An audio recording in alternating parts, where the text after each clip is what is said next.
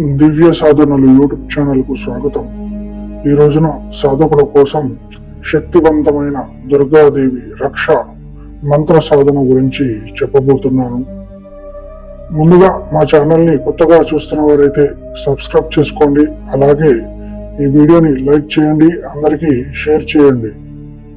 ఈ యొక్క వీడియోని మీరు పూర్తిగా చూడండి, అప్పుడే ఈ యొక్క మంత్ర సాధన గురించి మీకు పూర్తిగా అర్థమవుతుంది. అలాగే ఈ యొక్క వీడియోలో మంత్రాన్ని కూడా ఇవ్వడం జరిగింది.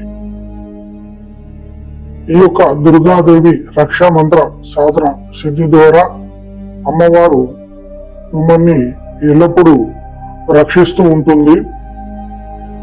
అలాగే ఈ యొక్క మంత్రము కార్యసిద్ధికి కూడా పనిచేస్తుంది. ఈ యొక్క దివ్యమైన సాధన శుక్రవారం రోజున కానీ లేదా ఏదైనా పౌర్ణమి రోజున కానీ సాధన ప్రారంభించవలసిందిగా ఉంటుంది. ఈ యొక్క సాధన 7 రోజుల అనుష్ఠానం ఉంటుంది. సాధన రాత్రి 9 గంటల తర్వాత ప్రారంభించవలసిందిగా ఉంటుంది. ఈ యొక్క సాధనలో సాధకుడు ఎర్రటి వస్త్రాలను ధారణ చేయాలి. సాధకుడు తూర్పు దిశగా కూర్చొని పీఠంపై ఎర్రటి వస్త్రాన్ని పరిచి దానిపై అక్షింతలు వేసి దుర్గాదేవి అమ్మవారి ఫోటోను స్థాపితం చేయాలి.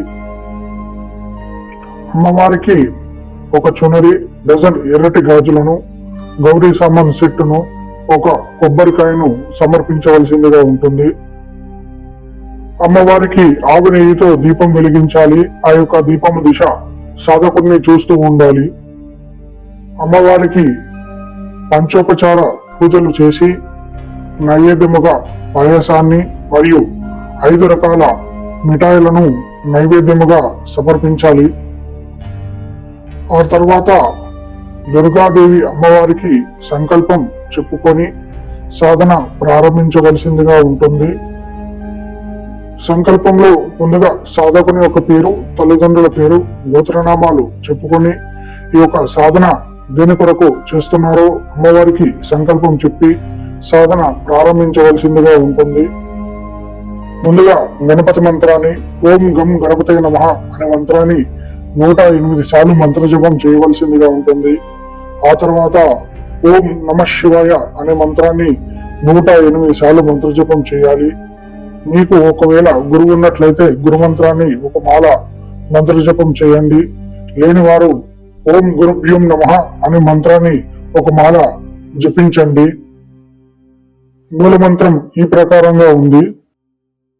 ఓం హ్రీం దుం దుర్గే చండముండ రక్త బీజ విహంగిని నాకరే రక్షాతో మహాబలి భైరవకి ఆన్. ఓం హ్రీం దుం దుర్గే చండముండ రక్త బీజ విహంగిని నాకరే రక్షాతో మహాబలి భైరవకి ఆన్. ఓం హ్రీం దుం దుర్గే చండముండ రక్త బీజ విహంగిని నాకరే రక్షాతో మహాబలి భైరవకి ఆన్.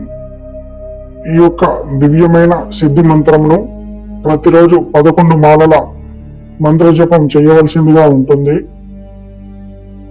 ఆఖరి రోజున 5 మాలల హోమం చేయవలసిందిగా ఉంటుంది. హోమంలో ఆవు నెయ్యి, నవధాన్యాలు, ఒక మిఠాయిని కలిపి హోమం చేయవలసిందిగా ఉంటుంది. ఈ యొక్క సాధనలో దుర్గాదేవి అమ్మవారు ఒక వృద్ధురాలి రూపంలో సాధకుడికి స్వప్నంలో దర్శనం ఇవ్వడం జరుగుతుంది. ఈ యొక్క దుర్గాదేవి రక్ష సాధనలో సాధకుడికి మంచి అనుభవాలు జరుగుతాయి. ఆ యొక్క అనుభవాలని ఎవరికి చెప్పకూడదు. ఈ యొక్క సాధనలో సాధకుడు సాత్విక ఆహారాన్ని తీసుకోవాలి. అలాగే సాధకుడు అఖండ బ్రహ్మచర్యాన్ని పాటించవలసిందిగా ఉంటుంది.